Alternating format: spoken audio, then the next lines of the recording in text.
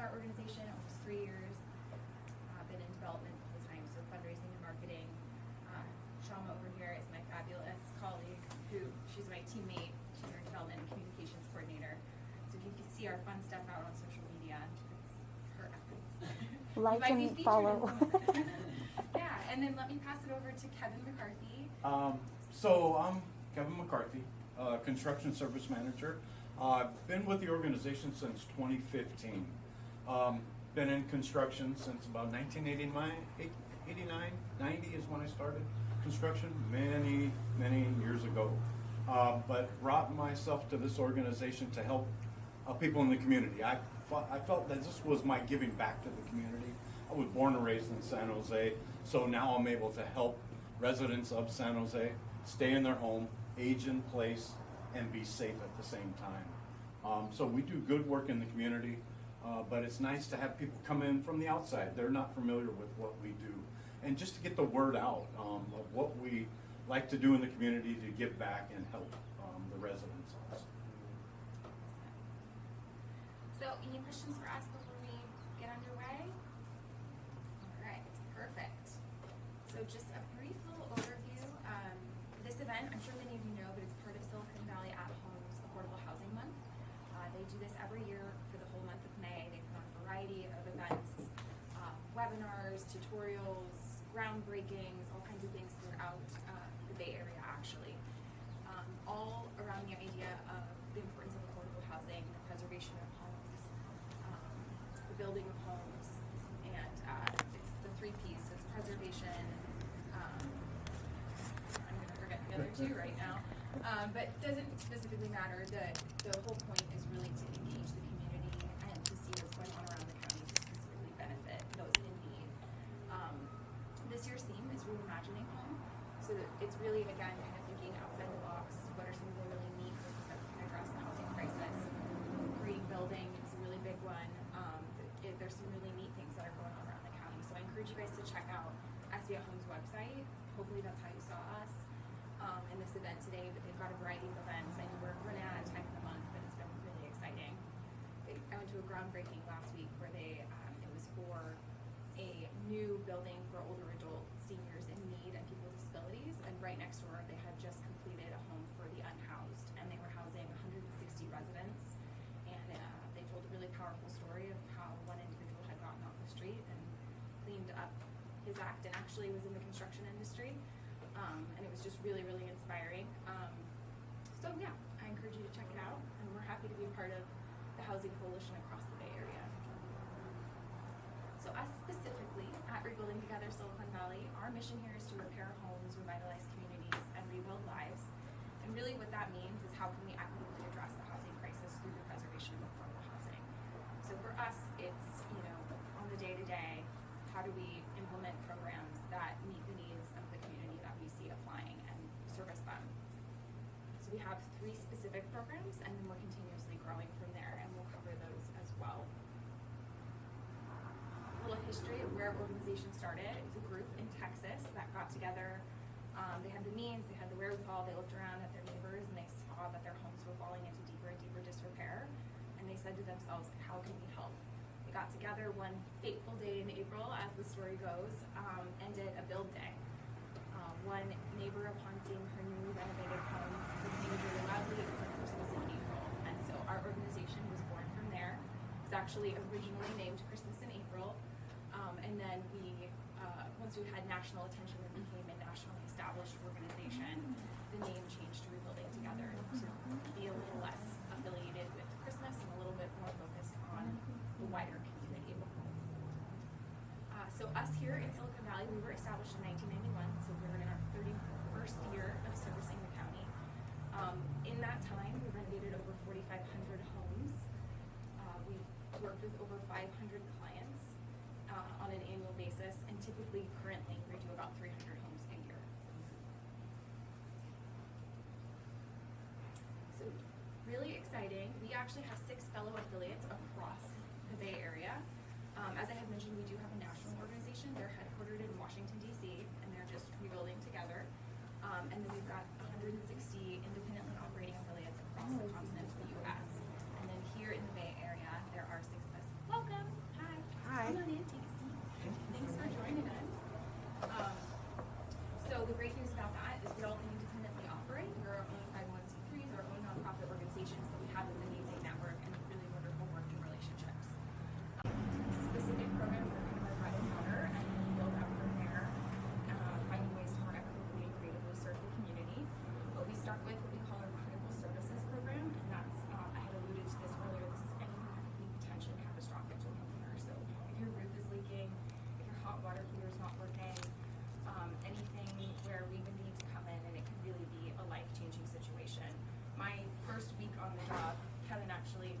out to a mobile home park in Campbell, and the homeowner that we were working with, she was just such a wonderful person. She'd been boiling her hot water for 3 months, and was so casual about it. And the really beautiful thing about our job is we see how resilient people are and how willing they are to make the best out of their circumstances.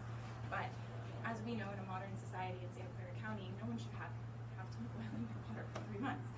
So thank goodness we were able to come in and address that situation for that individual and make her home a safer place, along with a variety of other repairs. I'm sure Kevin remembers that better than I do.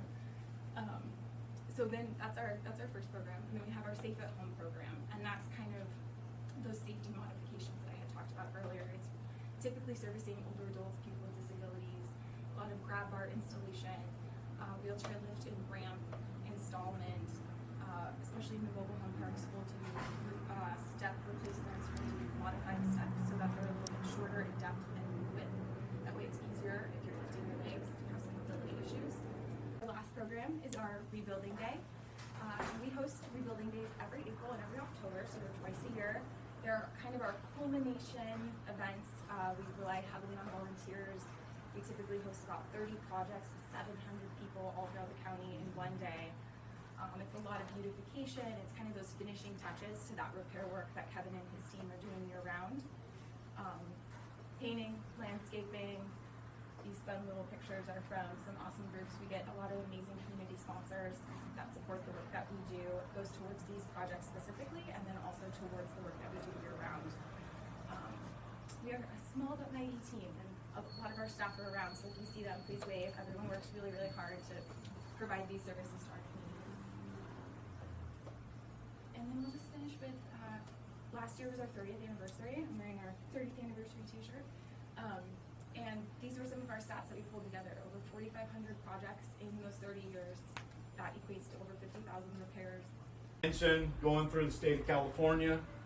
Department of Housing is who regulates mobile home and manufactured homes.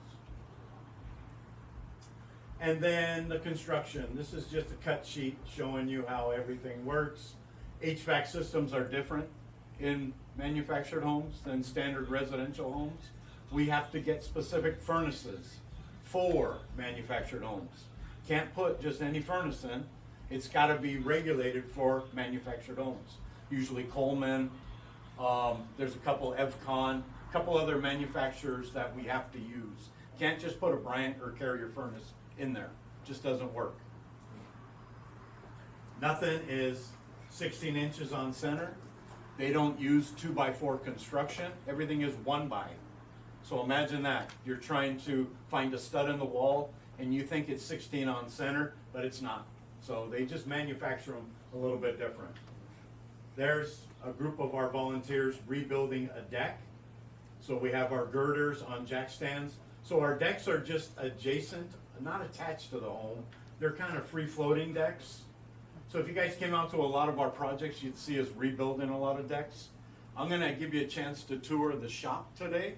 And we have some step builds going on out there right now. We have some volunteers out in the shop, and my technician is building some steps for a manufactured home. But standard kitchen, vinyl flooring, but you see, it's just like a house, right? I'm sorry, am I rambling? No, I'm sorry. I want to give you guys a break. Sorry about that. No problem. For the inside, when you guys work on the inside, do you guys use regular sheetrock? I'm not sure. On the walls might be sheetrock, but on the ceilings, we always got to go acoustic tile. Oh. You cannot put sheetrock on the roof or on the ceiling, on the lid of a manufactured home. It's too heavy. So it'll pull that trussing. That truss system is 1x1, 1 by whatever, at the span distance, but you can't use sheetrock. The thinnest sheetrock is 1/4 inch and it's still too heavy. We're dealing with a home now, they remodeled it, tore everything out, put 3/4 inch sheetrock on the ceiling, and the ceiling's bowing. It's doing one of those. I'm like, you can't do that. Can't do that, but they did it. They think it looks great, but now it's gonna have to be torn out. Because an inspector saw it. That's the other half of that, so. Oh, I'm sorry. Quick question. You said Sure. that the land is owned by someone else and they rent it. Yes. Right? So it's a space lease, basically. Is there a cap for that, or is it dependent on No, it's regulated by the parks. They can charge whatever they want.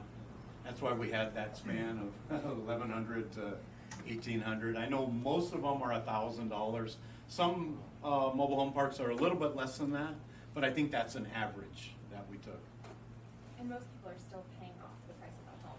Yes, so some of them are paid off. Some people, if it's a newer manufactured home, they're still paying a standard mortgage on that home, plus the space rent, plus the utilities. So when we buy appliances, there's a vent hood, there's a standard stove.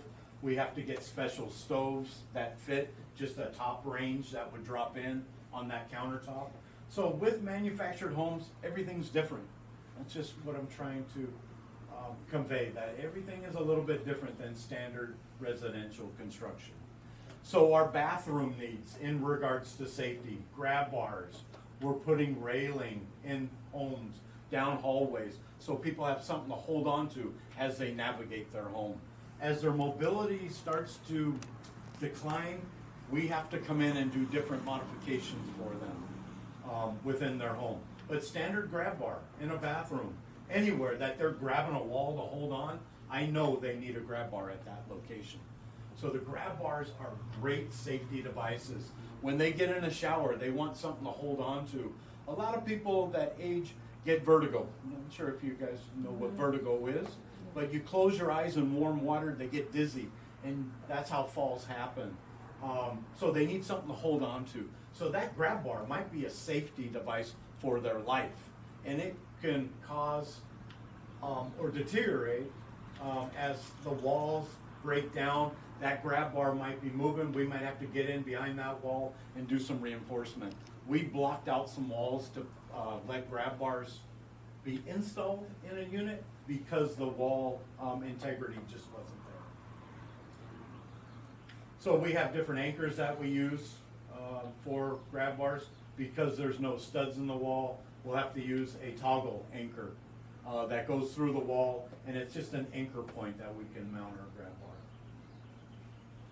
So different needs. Stairs fall apart, their mobility declines. We might have to modify these set of stairs, do some different rises. So that's a standard 8-inch or 7-inch rise each step. We can modify that 4 inches, 5 inches, so they don't have to lift their leg as high to climb. As their mobility will decline, we have to make that modification. We might go in and put a wheelchair ramp. We might go in and put a wheelchair lift in the home so they can get in and out of their home safely. So there's a set of steps that were modified. So you see how we extend it. So we're adding steps so we can change the rise of that step. There's a wheelchair lift. Wheelchair lifts usually go at manufactured homes or mobile homes. Wheelchair ramps just don't work. The room is not there for a wheelchair ramp, so we must go with wheelchair lifts. There's a modified set of stairs there, so we put new railing up so they have something to hold on to as they're climbing those stairs. So any questions? Get me talking about homes and I'll go on forever. I'll go on forever. Let's hear it for Kevin. So I just wanted to add a couple of clarifying points. 100% of the clients we support are low income. The vast majority are considered extremely low income. We have an application process. Louder. Can't enunciate as well. We have an application process with an amazing program services team that works with all of our clients to make sure that their applications are submitted, paperwork necessary to qualify for the program is combed through properly and adequately addressed, and then our fabulous construction services team goes out and actually does the viewing of the home, makes sure that they identify all the potential needs, and then works with our technicians to make sure that it's completed over time. And we do have 2 in-house technicians typically. Currently we have 1. They do a lot of the safety modification repair work. And then we also we act as a general contractor and have a variety of subcontractors that do those more extensive repair things like the roof replacements and the hot water heaters and things like that. So when Kevin's referencing our contractors, he's got a great team that he works with. I'm going to say more. Another question for the HVAC systems. Do they typically use a centralized air, or are they looking more want to move towards mini splits? The ducting system in those is tucked underneath the vapor barrier, so it's under the subfloor. There's crossover ducts. There's different ducting systems in there that they cannot abandon and go with a ductless system. It would be more economical, but they just can't do it because of the layout of the home. It just mounts to a wall. Can I put this in a manufactured home? Unless I'm doing some backing. I've got to put some studs in the wall behind to try to support that. Because not just the weight of the unit, but I've got to think about that occupant holding on to that grab bar and all their weight grabbing that grab bar. I've got tub rails. I've got bathroom seats. All kinds of different shower seats. As people age, it's hard for them to stand up and take a shower, right? So a lot of people will sit down and take a shower. We'll put just a stool or a regular shower seat in the shower and a handheld shower head. Just like that. We install thousands of them. And the reason we do that is so they can just grab it, sit in a seat, and shower safely. Once they start standing up in warm water, I talked about vertigo and how dizziness will set in as they get in that warm water or close their eyes. So sitting down obviously is a lot safer for our clients. So we'll always try to add a shower seat and a handheld shower head. We've got post and railing. I've got grab bars. Here are the grab bars that I talked about. I've got them in all different sizes. 24-inch, 12-inch, 30-inch grab bars. So whatever they need in that bathroom, I'm able to put on a wall. Just a grab bar. Something in the shower is going to save them from injury. And just a grab bar anywhere. So they're able to grab that and navigate out of a bathtub. So it makes a big difference just putting a single grab bar. Something that easy is going to save them from falling. So bathroom modifications are very important to keeping our clients safe. There's our railing, our standard railing. So we use our railing on a set of stairs, and it's just designed so they have something to hold on to as they navigate up those stairs. This is angled railing, so it's able to bend. So we can modify this for a set of stairs. Imagine that angle, and we got to just change and modify. Then we have our straight railing, our posts that support the railing. So the railing is important outside of doorways, outside of steps, so they have something to hold on to. I can't always get a grab bar on a wall of a house, right? A stucco wall. We can put them there, but it's just not, it doesn't work. That post and railing is going to make a big difference because they can hold on to that railing as they navigate their steps going up into the home. Okay? So we've got a set of stairs being built here. We'll come back. I want to take you outside, show you my wheelchair lifts and my wheelchair ramps. So if you follow me out here.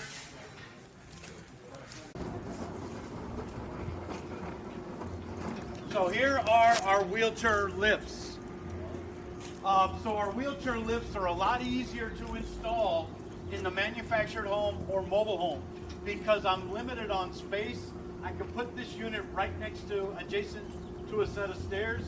They can roll right onto it, push a button, and it brings them right to the ground. They're easy to install. My technicians will lag it to the ground.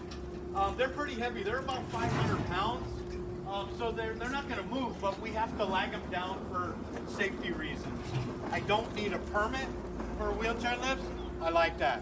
I just set it, plug it in, because it's temporary, and we can always remove it because it's just lagged down.